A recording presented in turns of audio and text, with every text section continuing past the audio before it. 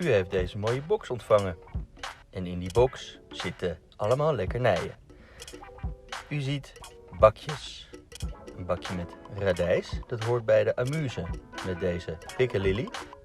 En de crumble van zeewier. Die zet ik even aan de zijkant met een speldbroodje in en boter om te delen.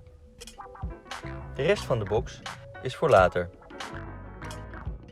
Het broodje kan je mooi op je broodbordje leggen. Haal het dekseltje van de boter af. En misschien heb je wel een mooi botermesje in huis.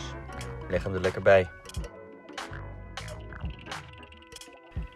De amuse kan je in principe vanuit de meegegeven bakjes eten. Alleen het is ook wel leuk om het even te pleten. Pak een klein bordje, een beetje diep. Schep de piccalilli op het bordje in een hoekje.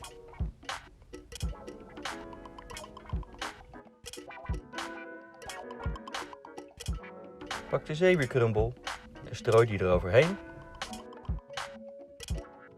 Dan kan je de radijsjes ernaast leggen. En dit is dan een mooi amusetje om te delen. Pak een radijsje, dip hem in de piccalilli en eet hem lekker op. Hap!